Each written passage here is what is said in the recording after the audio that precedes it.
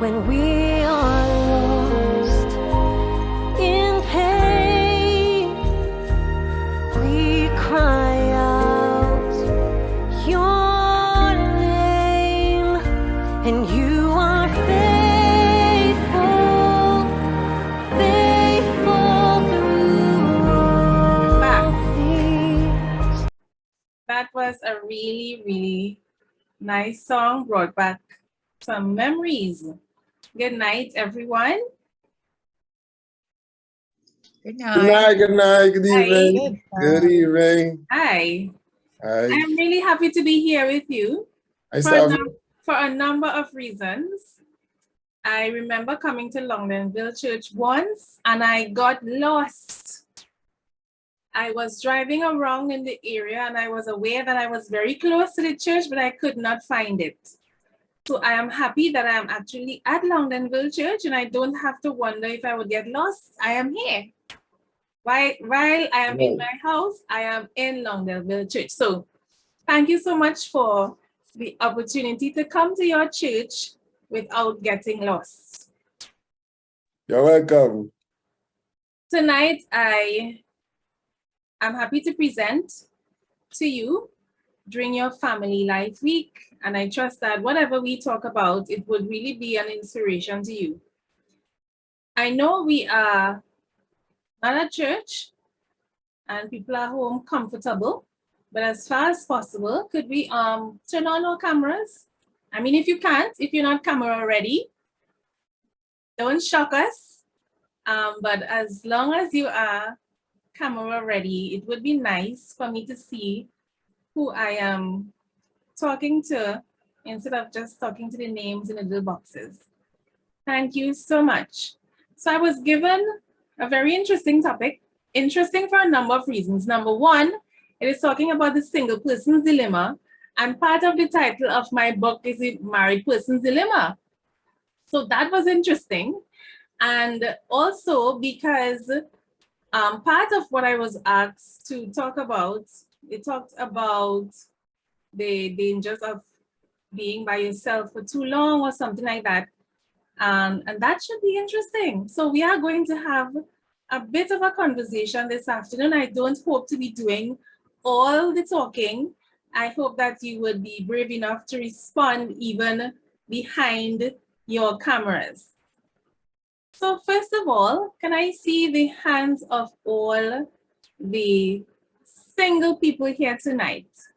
If you are single, put up your reaction. So I'm getting, okay. Right, so we have some single people. Nice. Let me put on the gallery. Okay, 1, 2, 3, 4 alone. So should I assume everybody else is married? 5. Okay, so if I ask for all the married people to raise their hands, then should I see everybody else with the reaction hand going up?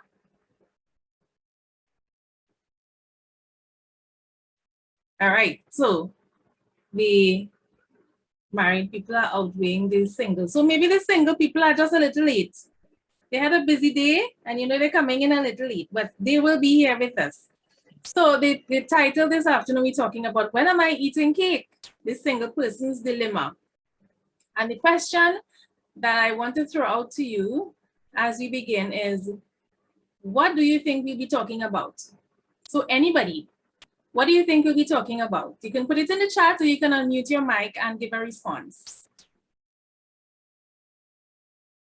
Wedding, roti. Wedding. When are you going to get married? So that's basically what people ask, and that is what they mean when they say that. So what are some other questions do we as singles get? So we hear, when am I eating cake? What are some other questions we get from people who find it's about time we get married? So this is time for the singles to jump out and tell us what they get. Hi, Tessa. Yes? I think I'm not hearing you though. Don't know why. When I get in my grandchildren, yes, that's another, that's another one. Yes, some people say, you know, I'm getting old. I would like to hold my grandchildren before my fingers curl up with arthritis. I heard somebody say that. So what are some of the reactions? When we as singles get that, what are some of our reactions? How do we respond? How do we feel? So where the husband, what you waiting on, you know? Yes. So what are some of the responses we usually give?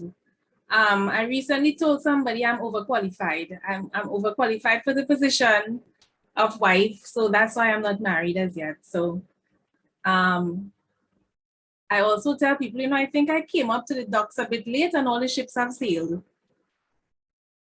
So what are some of the other reactions or responses that we as singles give to people asking us that question? Anybody?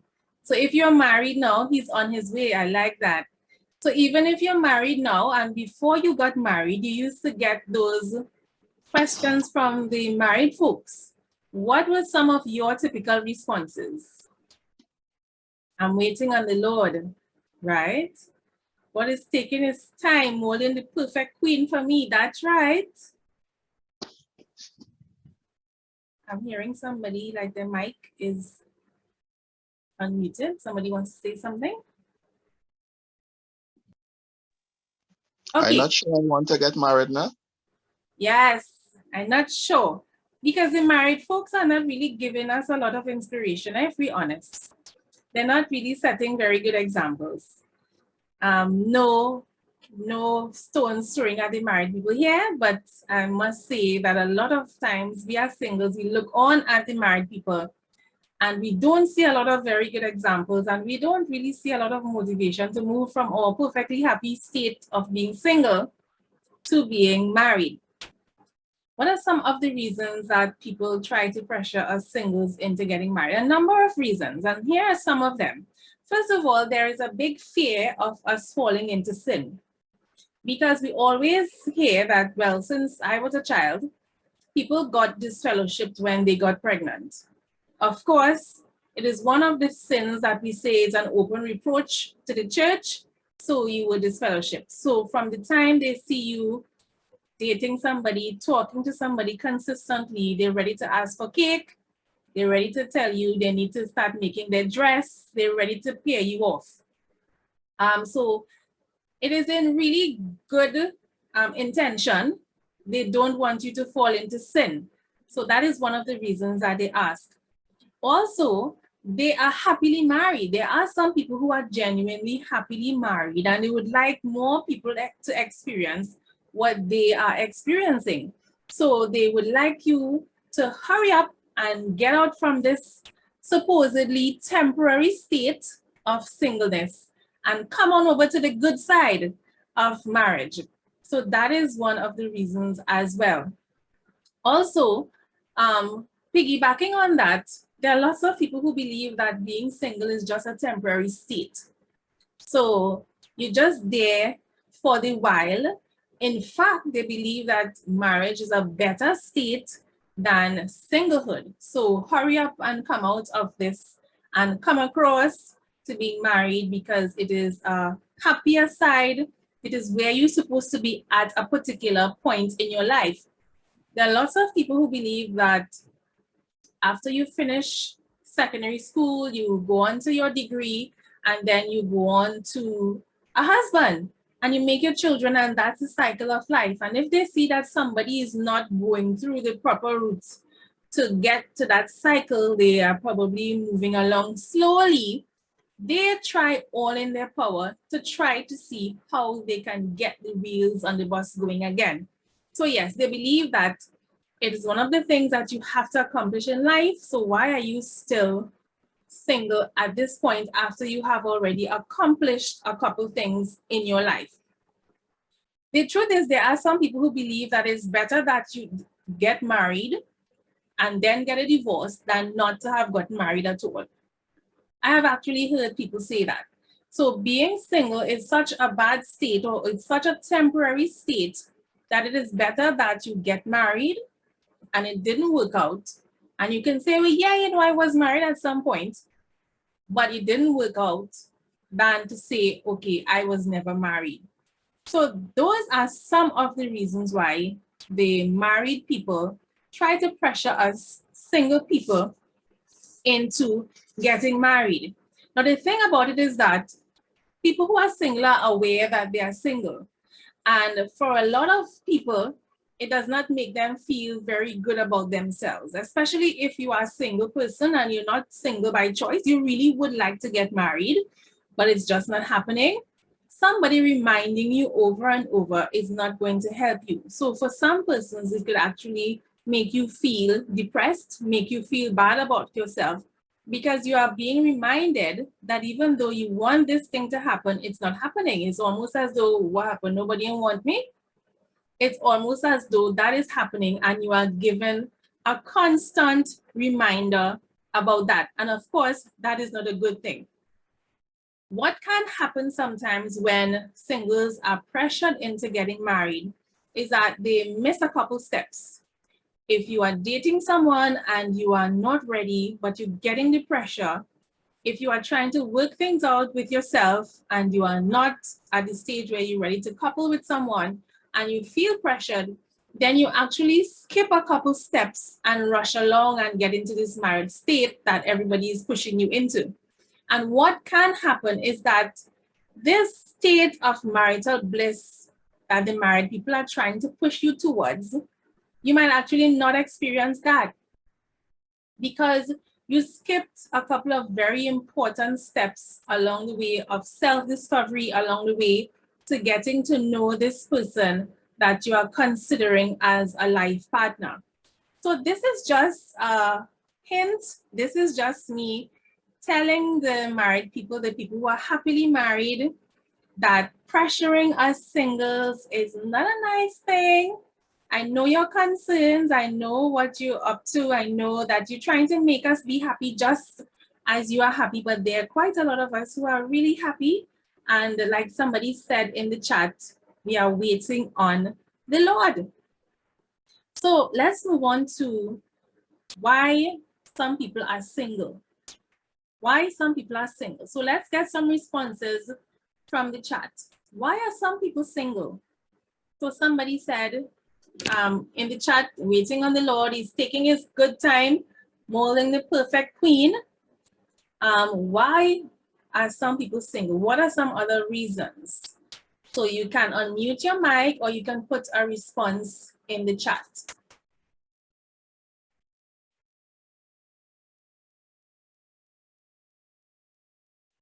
Anybody? So let me get started. There are some people who are single because it's just not happening. It's not that they do not want to get married. They do want to get married. They have this dream in their head that they're going to have a husband, they're going to have a wife, they're going to have a couple children, but somehow it is not happening. That has not happened in their life. Whether or not they have given up on that dream, that has just not happened for them, and therefore they are currently single. It could be that they are single in their 20s, 30s, 40s, even 50s, but that is what is happening with them. It has just not happened. So in the chat, I'm seeing looking for a perfect match, okay, not financially stable, the pickings are slim. That's interesting. Yes, somebody told me that just recently, that, you know, the odds are not exactly in a woman's favor because the ratio is a bit off. All right. So those are, yes, because if you are a man especially, you would like to know that you're financially stable before you actually get into a marriage relationship. So yes, looking for a perfect match.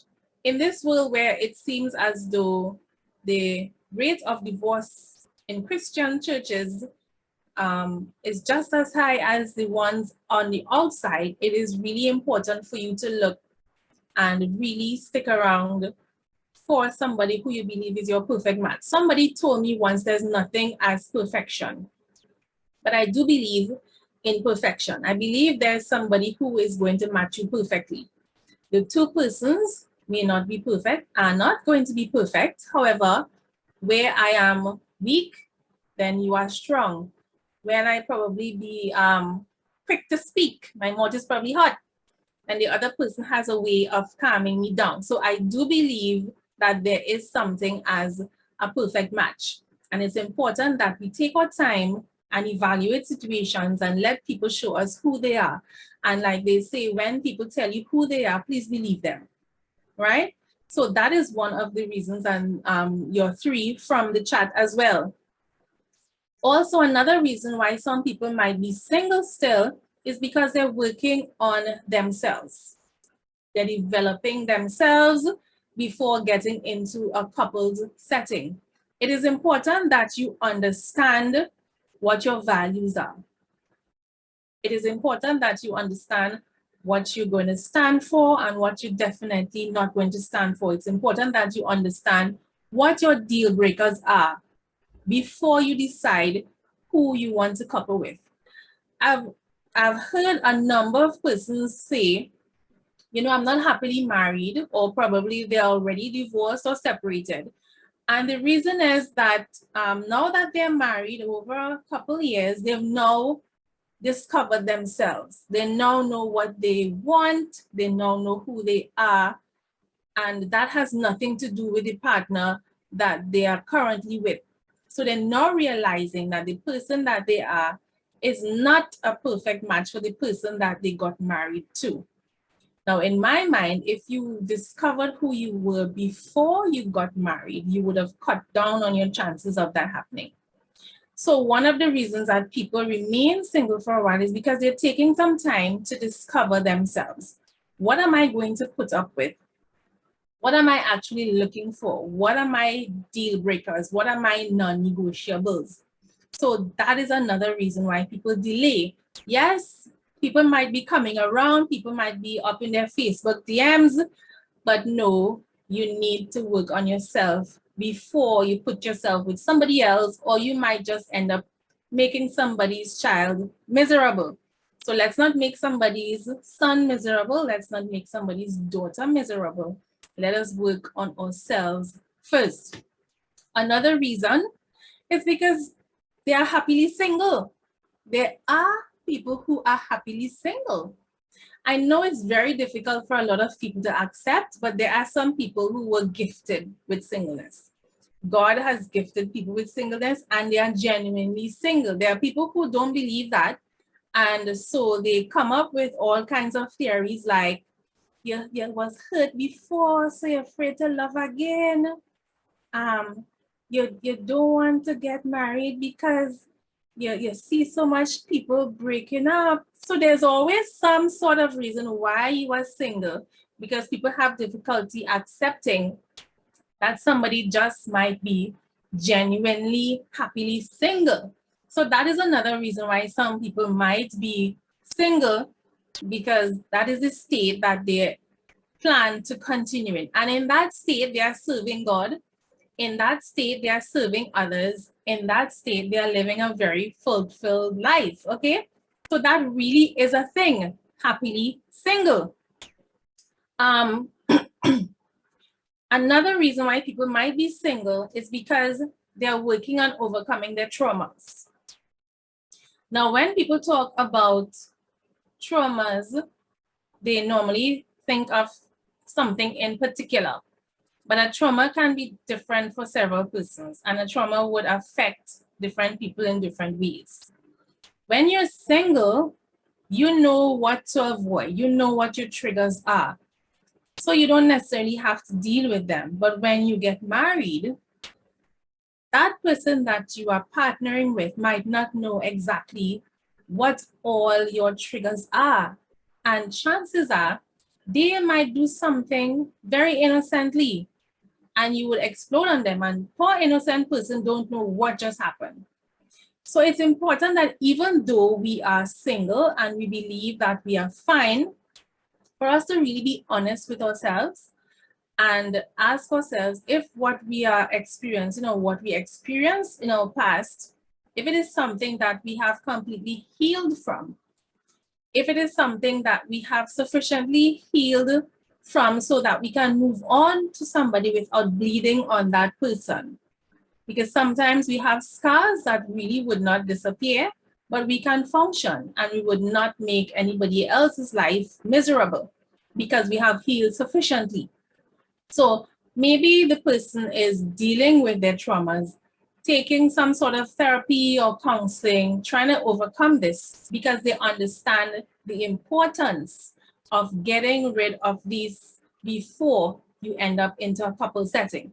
And the last reason I want to offer as to why somebody might be single is because they're waiting on God's perfect timing. Somebody mentioned that in the chat. Sometimes church people have a way of knowing who is good for us. So they will say, you know, that young man I see you sitting down with in church last week. Well, they look good together, you know. So that young lady, I know she's a visitor, but she's a good Christian and she could sing. So all of a sudden, church folks are matching us up. But did God do the matching? I mean, yes, that's a way of meeting somebody. Somebody could see something that you might not be seeing, but it's important that we wait on God's perfect timing. Even though something might be good, timing is very important. So yes, the both of you can come together and things can really be nice, but in some cases, you'd have to go through quite a number of rough patches before you eventually smoothen things out because you jumped in before the time was right. So there is something as God's perfect timing, and God's perfect timing is always perfect. We as human beings, we think that we know what the time is and we know that it's right. Okay, so I have all my finances lined up. I have a stable job. I have a house. So all my bills are paid up in terms of my car. So I think I can handle a wife now, all right? I think I can take that responsibility. But God has plans for us and we don't know all those plans. We can't afford to rush God because a lot of times we end up in trouble when we rush God. So even though it looks to us that everything is lined up, it is important that we stop for a minute and find out what it is we really should be doing in this case and seek God's guidance. There was a story that I put on Facebook. I don't know if anybody here is my Facebook friend, but there's a story that I put years ago. A friend of mine got into a vehicular accident. So we asked him what happened, and he said, you know, I was driving down the road and all of a sudden, this woman just drove out of a side road and we got into an accident. So when he asked her, what happened? You didn't see me? What happened? She said, yes, you know, I saw you, but I was there waiting so long for somebody to stop, for me to come out, and nobody wasn't stopping. So I just decided to come out. And of course, I guess she was hoping that when she came out, somebody would be able to just maybe make a big swing and avoiding her, but it didn't happen. So their cars met. And a lot of times as Christians, as human beings, that's something we do. We find that we are waiting so long because God promised us good things. God said, no good thing would I withhold. And we believe that a husband is a good thing. We believe a wife is a good thing. So he's not supposed to be withholding that good thing. So instead of taking his word right down to the finish, including waiting on his timing, we decide that, you know, I am heading for my 40s and I'm not going to be able to make children at that point. So I think it's time for me to jump out and make my own decision. A lot of times when we do that, we do get what we want, but we have to pay. We have to pay for it. Sometimes we have to suffer. Sometimes we have to go through some really rough patches. It really is always a good idea to wait on God's timing. We don't always understand. Eventually, if you get married and you believe that you've gotten married too late and you don't have children, that is God's plan. God knows everything. And the thing about human beings is that we like to understand everything. We like to understand why. And in this life, a lot of times there are lots of things that we would never understand, but we just have to trust God and have faith in Him. So one of the things that I was asked to talk about has to do with the dangers of staying single for too long. And that made me kind of laugh. That was very interesting. And that is something I decided that when I come tonight, I will throw this out to you. Do you believe there's something as remaining single for too long or getting too comfortable being single or being by yourself? Let me hear what you think about that. Do you think there's something as staying single for too long or being too comfortable by yourself? What do you think? As usual, you could unmute your mic or you can put a response in the chat. Good night. Good night. Sometimes people are single for a long while because their list of standards are too high. They want perfection, and I heard you mention it. Sometimes we want perfection, but we of ourselves may not necessarily be perfect. So we have to be what we want people to be. And sometimes we end up remaining a long while because we want in people what we are not of our own self, you know? So I observe that a lot of people, in fact, everybody have faults. Right. Everybody have faults. And it has something that I have learned over the years. There's no such thing as a completely perfect marriage. I have learned that you have to accept the good and the bad in people. You have to do that. You have to learn to accept what is good about somebody and what is imperfect about somebody. You have to accept it. I ain't saying that you have to, what you would say, fight to try to change them, but you have to understand who this person is and love the person for who they are, because nobody is perfect. Nobody. You have to love people for who they are. And some people have their list and their standards so high that when they look at people, they only see devils and they say, well, look, I had to wait. God ain't ready with me yet. Okay. Yes, you've made a very good point. Thank you so much for sharing. You made a lot of sense. So somebody in the chat, Sister Tessa George, is saying, getting too comfortable in your singleness may make it difficult to be with someone. We will come back to that. Do we have anybody else who would like to share? What are your thoughts? Yes. One thought. Yes. The Bible says that God says that it's not good for man to be alone. I'm just putting that out as a thought. In the beginning, when He created man and woman and He instituted the marriage and the family, He said that it is not good for man to be alone. How do we reconcile that with being single for a long time? So I accept that God said it's not good for man to be alone. However, I do believe that not everybody in the world is going to get married. So does that mean that we are going to be disobeying God's laws or going against what He says? In Trinidad alone, if every woman is supposed to try to get married, there's going to be an issue because there is a bit of an imbalance between the males and the females. So I do believe not everybody is going to get married. I also believe that there are some people who were gifted with singleness. God has equipped them. God has made them capable. He has given them the strength to remain single and to serve. And I believe nothing is wrong with that. So yes, God said it's not good for man to be alone. But I do believe that in situations like that, it is not good for you to be living by yourself.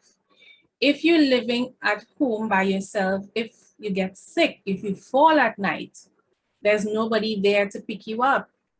If you are in a situation where you need to reach out to somebody, like if your house is flooding and you need somebody to see about it for you, if nobody else is there, then you might be in a situation that is worse than if you had somebody living in the house So I usually look at that text, given the context of the imbalance between males and females, that there's a text somewhere that says, if one person falls, the other person can pick them up.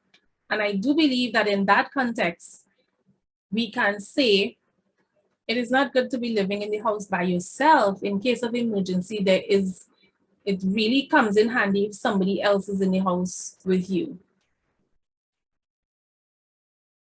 So somebody is throwing up theological question in the chat there that I can't really answer. Are there biblical reasons for remaining single? I don't know. I've never looked up biblical reasons for remaining single. But I know that there are people who were single in the Bible, and they were spoken of, and there also talk of eunuchs. So it is not spoken of as though it's a sin to remain single. But in terms of biblical reasons, I don't know. That is definitely something that I would want to do some research on. That is interesting. One of the challenges for remaining single too long is that you may be so bent in your ways that, you know, should you get married too late, compromising may be a little challenge because you're kind of set in a pattern of how you do things for so long. Right. That it may be a challenge. Right. And that is one of the main points that I came up with. If we want to say, okay, there's a danger in getting too comfortable living by yourself, that is one of the major challenges. When you're living by yourself, there's a lot that you don't have to take into consideration. When you get married, you have to think about somebody else. You have to be considerate. You have to, the word is not necessarily report to, but you're accountable to somebody. There is the whole issue of compromise, that apparently when people get married, they didn't realize what compromise really meant. So a lot of persons, when they get married, they say, wow, I never thought it was so difficult to compromise. I always took it for granted that the way I do things is the way that things are always done in everybody's household. I just took it for granted that if I get up in the morning, I make up the bed, then we both make up the bed because everybody makes the bed in the morning. When you live by yourself, you do things a particular way. However, when you get married, there's somebody else in your space. There's somebody else that you have to always be aware of and think of whatever you do. And being by yourself for a very long time, as we say, you get set in your ways. And it can become a bit trying for you when you do get married. That does not mean that it's impossible. It's not impossible for things to work out. However, you have to understand that it's not that anything is wrong with you and your ways, or anything is wrong with the person and their ways. It's just that you've grown so accustomed to doing it a particular way by yourself that it will take some doing for you to merge with somebody else.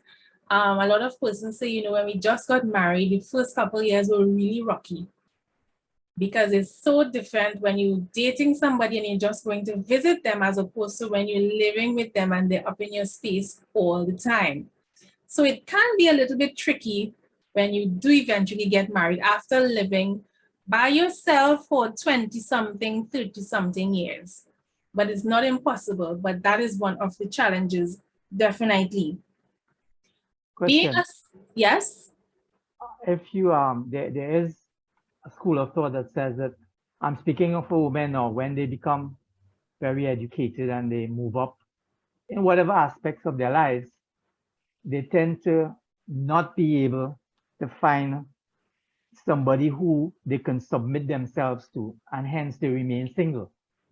Could that be one of the reasons why some people, especially a lot of educated people in moving up in their jobs, and they are well, you know, they seem to have made it, but they seem to miss that ability to find a mate? Is that because they are not willing to submit themselves to a man or husband? I wouldn't say because they're not willing to submit themselves. a lot of times when we are looking for somebody to couple with, we try to find somebody who is sort of on our same level, who we believe we can relate to, who can relate to us. And of course, if you are older, if you are more educated, you're looking for somebody who is along that line. Remember, the older you get, you're trimming off people, because then people are getting married and they're dropping off. Like I say, people are in my age range. I don't really find a lot of single men in my age range because most of them are married and having their good families. So it's a bit tricky for me now to see if I can find anybody, because they're all married off. Or if I find somebody else, who's probably recycled. But the thing is, that is a possibility, that when you grow higher up in education, you're trying to find somebody who is on your same level, and it could be a bit difficult. Not necessarily that you don't want to submit yourself, but it's just that it's difficult to find somebody, because most of the persons at your age now, at your educational level, they have all gone. Another thing is, somebody once said, a lady actually, she told me that she was doing her master's degree and she was not yet married, and somebody advised her to get married before she got into her PhD, because they said, once you get to that level, men are going to be intimidated by you. And so if they don't also have a PhD or some professional degree, and they feel like you're equal, they are not going to approach you. So if you go right ahead and do your PhD, you're actually cutting off some of your possibilities. And she did that. She got married and then she went on to do her PhD. So it could be a number of things, but I don't necessarily think that a big part of it is not wanting to submit yourself. You wanted to say something else? I see your mic is still unmuted. Okay. Somebody said, my concept of perfection is finding someone that has the qualities I believe would make me want to commit and love that person 100%. By compromising on that, I feel like I could never truly love that person 100%. Okay. So I challenge God to send me that perfect woman. I am sure God is up for the challenge. I am sure God is up for the challenge. So don't settle. If you believe that is what you need in your life, send that challenge out for God. He is up for the challenge. So another thing that I believe happens when you live by yourself for very long, you might not 100% all the time, you might develop some selfish tendencies. So you're accustomed doing things by yourself. You know, when the month comes, you can go down the road and buy 2 new pairs of shoes. You can, you don't have to ask anybody anything. If you want to go and buy ice cream, you go buy ice cream. You do everything for yourself. When you get married now, it's about considering, it's about consulting, it's about compromising. And according to your personality, you might find it very difficult to change some of your single thinking into this switch to thinking as a couple, because everything was about you, and now you have to switch where it is no longer all about you, it's about somebody else as well. Yes, I always say it's important that even if you get married, you have to keep your own individuality, have your own life, but you always have to think that there is somebody else in your life and your actions are going to affect that other person. The other point that I really want to talk about in terms of staying single for too long now, I am in no way trying to see how I could convince single people to get married. I never want anybody to believe that is what I'm aiming at. But one of the things that I believe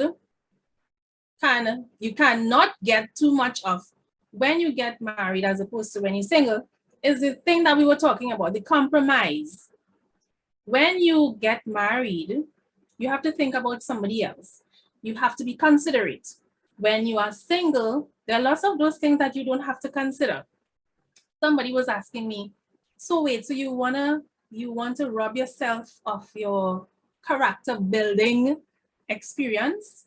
And I do believe that when you get married, it helps to mold and shape and sort of perfect your character. You have to be more considerate. You have to be kind. You have to be nice on the days when you don't feel like being nice. You have to think about somebody above yourself. On the days when you feel like shouting, you have to try to see how you can choose your words wisely. So having to do all those things with somebody in your space all the time, it actually helps to chisel your imperfections. It helps to make you a better person. Of course, once we're single, we don't have to think about that too much. If you don't like somebody, if we don't like how things are going, we could always jump in our car and, as we say, bounce our starter and we gone. But when you are married, that person is there and you're forced to learn how to negotiate. You are forced to learn how to work things out. And that are some things that you can really look at as building your character, perfecting your character. I know since I was a child, I've heard sermons preached where they say God is God all by himself. So there's a thing that I like to say, well, you know, if God sees that I need to perfect something about my character, he can do it all by himself. Isn't he God all by himself? But I also know that they say God has no hands but ours, God has no feet but ours. So sometimes God uses people to help to mold our character. And in a marriage setting, if we take it seriously, that can be a great opportunity for us to mold our character. If at any point while I'm talking, you have a contribution to make, you have a question to ask, feel free to raise your hand, or you can put it in the chat as well. So we are moving quickly along. So the whole caption of this week, if I'm correct, was refilling my cup. Am I correct? Right, refilling my cup. So let's talk about living single and having your cup full, right? So talking about filling your cup. Develop your skills. While you're single, there are lots of people who say, you know, I'm married now and there are lots of things that I wish that I could have done. So they're looking back now and they're wishing. So while you're single, develop your skills. There are things that we are naturally good at and we just need to polish. There are new things that we can learn every day. So develop your skills. I'm seeing a hand up, Ned.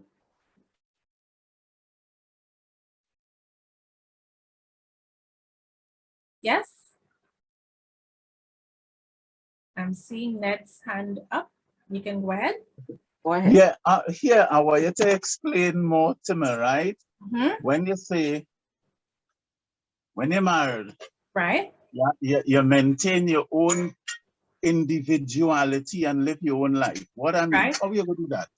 Right. So for example, you had friends before you were married. Right? It's important that we keep our friends. I mean, of course, we need to decide which ones are not good for this relationship, okay? So there are some friends that we definitely would have to drop off. At the same time, there are some good friends that give us some good advice and those we keep in our corner. There are some activities that we used to engage in when we were single that kept us stable. For example, I enjoy hiking. I enjoy kickboxing. I enjoy those kinds of activities. And those are things that for me, keeps me stable, keeps me grounded, keeps me, I always say, keeps me sane. Now, just hypothetically speaking, because I don't have a husband, my husband might not like those things. So he might not always want to come on those trips with me. Not because he does not like those means that I should drop them off. Those are essential to me, important to me. Those, like I said, keep me grounded, keep me get back my sanity to face the new week. So in that way, that is my own, that is my individuality, that is me having my own life apart from him. Yes, it would be nice if he can come, but if he cannot come, that does not mean that, okay, so my husband can't come, so I'm not going to do it. No. So that is just a quick example or an explanation of what I mean by having your own life. I don't mean that whenever you see me, you don't ever see him. We never do anything together because we're just living and operating separately. No, that's not what I mean. We do things together. However, you must have a life. So when we sit together, I can tell you something that you did not experience with me, and you can share something with me that we did not experience together because we are doing different activities. Answer your question. Okay. Is that okay? Did that answer your question? Yeah. Well, that's like activities, right? Yes. And I don't have no problem with that. Right. You keep if you like ice cream, well, right, and you like chocolate ice cream, Right. that is your part of your individuality, right? Right. The things you like as an individual, I could go with that. Right. But I just kind of quiver whenever women talk about their own individuality, because to me, individuality has to do a lot more. It's bigger than what you're talking about there. It involves a spiritual aspect of the person as well, you know. But I could take, if you stay there, Right. I'm good with that. If you stay there, I'm good with that. Okay. So maybe I need to find a different word, but the explanation that I gave, that is what I mean. Oh, okay. I'll go with that. Okay. Good night. Good night. I just want to add a piece into the program again. There are some people, and especially sometimes maybe in the churches, that there are some people have remained single for so long that they carry the individuality or the individuality aspect of the thing so far that the spouse is left out. That is true. It comes just like it's two people just living under the roof, so that you know, they could get things or but there's no proper, in fact, there's not husband and wife. They're more like neighbors living underneath the same roof. All right, because they carry the individuality thing so far. There's my life, and wherever the next person fit or hang, that is how the program run. And it have some people, they, because of the church and because of the doctrine that we preach, they adjust themselves and they come so comfortable with the thing that the house in a wreck, you know. But they're living with it because they don't want to break up, or they don't want to see, they don't want the church to see that they're in hell, right? And they tolerate the thing. And the church suffers, the children suffers, the cause of God suffers. And what I am saying is that when you get married to somebody, their life becomes yours and your life becomes theirs. So the individuality thing has only to deal with consent. Once the individual, when I say so, not that the person can have an individual life, as you mentioned, with friends, you know, but then it needs to be consensual. If I desire your companionship today or this evening, you can't tell me you're going out with your friends and we married. It's consensual. It's just like sex. You know how the Bible says that you shouldn't withhold yourself from one another unless it be with consent? Right. I believe that is the case. And some people just carry the thing so far that they are practically enemies in the house. And the church suffers. If they have children, the children suffers, and they tolerate the thing because they don't want people to see that they're living bad. That is true. Good contributions. So we're moving quickly along. We're talking about filling your cup while we're single. So the first point that I made was develop your skills. So there are things that you know how to do, but you need to fine tune it a little bit. And then new things that you definitely can learn to improve your life, to keep some money in your pocket, also to add some money in your pocket. Work on your relationship with God. Definitely work on your relationship with God. A lot of times when people get married, life gets so hectic because they have a family, they have children now. When you get up in the morning, I mean, it's just crazy. It's a mad dash from the time they wake up. It's important when you are single, when we are single, that we develop our relationship with God. while we are developing, when we develop our relationship with God, we understand what He wants for us.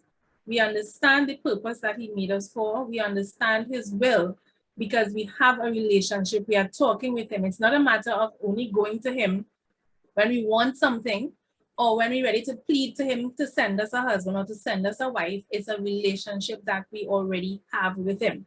Having a relationship with God also helps us to stay out of trouble and not fall into temptation while we are single. Become involved in volunteer work, helping others. A lot of persons don't like the idea of working for free, but volunteer work is a great thing. When you work for others, when you help others, you actually feel good about yourself. A lot of times when you are having a down day, when you're feeling mopey, when you're feeling sad, when you do something good for somebody else, it actually makes you feel good about yourself. If you don't believe me, try it. Just do something for somebody out of the way. They did not expect it. Just do something and see what it does for you. Do some self-exploration. What are your values? What are some of the things that you need to work on? Some of your bad ways. I know some of us are not honest, so we will say that we are perfect. We don't have any bad ways, but it's important that we are honest with ourselves and deal with our bad ways, that we know if God wills, it is going to stress out somebody's child. So deal with your bad ways. Consider what your values are. Knowing what your values are will help you in determining who you accept into your life. If you don't know what your values are, then anybody coming, you can say, yeah, this person seems like a nice person. However, knowing what your values are, honesty, trustworthiness, having a relationship with God, your spirituality, your prayer life. Some people are big on going to church, and some people say, you know, it's not so much going to church once you're talking to God. So know what your values are, and that would guide you into who you accept into your life. Also, ask God to show you what your purpose is. Some people are wandering around. They don't know if where they are is where they're supposed to be. And a lot of times people like that tend to be unhappy. And even if you turn up with somebody, you're not going to be happy because it's deeper than that. Happiness is an inside job. We should not be relying on somebody else to make us happy. So we talked about how you can fill your cup, keep your cup full as a single person. And now let's talk about refilling your cup. Now, refilling your cup is moving on the assumption that there was a time that it was full, and for whatever reason, it is now going a little bit. You're seeing the needle going down on E. So let's talk quickly now about refilling your cup. Pray that God's will is revealed in your life. If your cup is not full, you cannot give what you do not have. All right. And as we live each day and we interact with persons, we are expected as Christians to give. We cannot give what you do not have. Pray and ask God to show you His will for your life. Again, deal with your traumas. Whatever they are, be honest with yourself. Get some professional help to work on that. Sometimes they are just there wearing us down, and we're wondering why we're feeling like that, and it's because we have not dealt with them. They come back up when we think that they have been dealt with, when we think that we are healed. There suddenly is a trigger, and we realize, oh, I'm not as healed as I thought I was. So work on your traumas. Build your social support system. During the COVID period, the shutdown, I think I really understood that better. It's important that you have people that you can call on. Somebody who you just want to bounce something off. Somebody who, when you're feeling down, they would listen to you and not judge you. Somebody who is going to be there for you. Of course, when you're building your social system, your support systems, ensure that you are in contact with some good Christian people who are in connection with God. Because you can have a wide circle and these people can lead you astray. So it's important that we have a social network that has the same values or similar values that we do as well. Don't be afraid to reach out for help. Know your worth and your value to God. So we've been single for a very long time. And like I said, some people are happily single. Some people are feeling a little bit rejected because I mean, it's been 30 years, 40 years, 50 years. This is not happening again. Everybody's coming after me and they're getting married. What is the matter with me? Know your worth and your value to God. That is very important to remember when you're going through those times. I really want to leave us with some Bible verses, some references that I found to be really encouraging. The first one, though, is a quote. I saw a quote. It said, the waiting, the meantime, the in-between, it all serves a purpose. Trust your process, even the delays and the detours. Very important. So we like to rush things, but sometimes when we rush it, we realize, if I was going slower, this wasn't going to happen. So trust all that you think is a setback. Trust all the experiences. See what you can learn from them. They all serve a purpose. Then we skip right across to Jeremiah 29:11. We all know that. For I know the plans I have for you, declares the Lord. Plans to prosper you and not to harm you. Plans to give you a hope and a future. Proverbs 3:5 and 6. Trust in the Lord with all your heart and lean not unto your own understanding. In all your ways acknowledge him and he will direct your paths. When we feel that we know better than God and God didn't give us the go ahead and we rush ahead, no, we can't possibly know better than God. Don't lean onto your own understanding. Trust God. Isaiah 55:8 and 9. For my thoughts are not your thoughts, neither are your ways my ways, declares the Lord. As the heavens are higher than the earth, so are my ways higher than the earth. So are my ways higher than your ways, and my thoughts than your thoughts. So sometimes we have a plan, but trust me, God has a plan that you can't even imagine. All right? Delight yourself in the Lord, and he will give you the desires of your heart. And the last one, fear not, Isaiah 41:10, fear not, for I am with you. Be not dismayed, for I am your God. I will strengthen you. I will help you. I will uphold you with my righteous right hand. So at those times when we feel low, at those times when we feel lonely, at those times when we feel dejected, God is there with us. He is going to continue to be our strength. He's going to be our guide. He's never going to leave us. So, question, when will you be eating cake? When God gives the go-ahead, you will eat cake. If God gives the go-ahead, then you will eat cake. Thank you very much. I have a question for you. Yes? Yeah, do you think it's easier for a young man to stay single long or for a young woman to stay single longer? Because there seem to be different challenges in a man staying single long and a woman staying single long. Is there any correlation between a man and a woman with regard to staying single long? I never did that research. However, off the top of my head, I think it's easier for a man to stay single longer because women have to think about biology. If we're considering making children, then the doctors and our parents and everybody else is going to say, the clock running out. So it's a pressure more on the women to get married within a particular time if we want to give birth. Men can stay single or not make children for a longer time than women. So that pressure is not so much on them. So for that one reason there, it might be easier for a man because he might not be getting as many pressures. Also, it is more acceptable in our society to see men with one woman and then next month he has another one and then next year he had two. But if a woman decides that she's going to be as generous as he is, it's not going to be easy. So then she has to sort of be a little more discreet, or she has to not date around as much as he is if she cares what anybody else is saying. So I think it really is easier for a man to stay single longer than it is for a woman. There's less pressure on him. 'em. Next question. The question has to do with, we live in a society that, you know, men are more likely to marry women than men are. Is there any correlation between that? Mm-hmm. Is there any correlation between a man staying single long or for a young woman to stay single longer? Yes. television, the media bombards the Christian young man and the Christian young woman with a certain idea. How do the young staying single deals? It's a kind of elephant thought in the room there. The idea of how your body is designed, your sexual inclination, and how the society is bombarding the mind with these thoughts.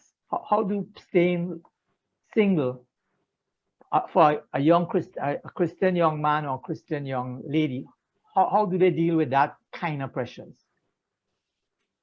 I always say, you know, the media is the devil. And if we didn't see so much of what was going on, we would not expect to be doing the same things. That apart, I believe that God made our bodies in a particular way. And if we're having particular reactions based on certain stimuli, then we should thank God that we're functioning. That's the first thing I always say. I also say that if we did not feel any sexual attraction to anybody else, our parents would probably not have gotten married, and they probably would not have given birth to us, because that is one of the big reasons why people do get married in the first place. So nothing is wrong with that. It means that we're healthy. It means that everything is working. However, I do believe that since God is the one that made us like that, and he also told us that he wanted us to wait on the right time, he's going to put something in place.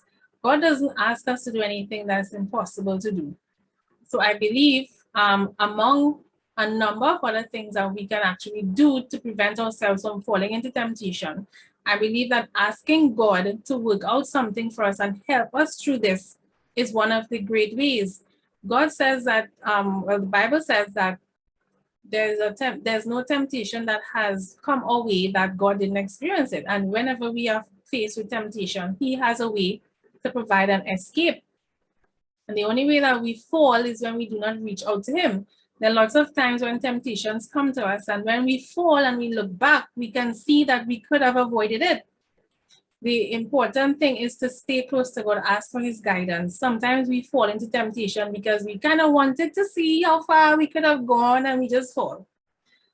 So if we stay close to God, and if we really purpose in our heart that this is what we want to do, I believe that even though those urges are there, and they are real, and they're supposed to be there, I don't believe that it's impossible for you to stay single as a Christian and not sin. It's not impossible for that to happen.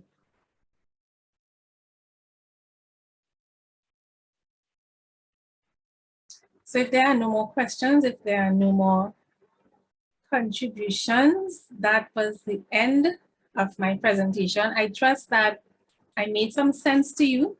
I trust that if you did not learn anything new, at least it was a reinforcement of something that you already knew. And I trust that it was something that can help you stay strong and keep the course as a single and even as married people. I trust that you would still not bombard us single people as you do. I know you have good intentions, but tone it down a little bit. And I believe that God has a plan for singles. He does have a plan for married people as well. He has a plan for our families. And we all would like, when we go to heaven, that all of our family members are there with us. And that is what we're working towards. So I trust that we all will be there when the numbers are called, when the roll is called. We'll see each of our family members. So in that end, let us keep praying for each other. Thank you very much.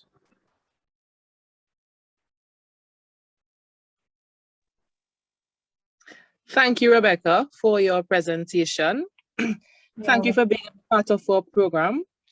The discussion this evening, I must say, for me, it was a very real and it was very engaging. You touched on some key pointers for both single people and married people alike. And for me, as a single person, I just want to reinforce two things that you would have mentioned today.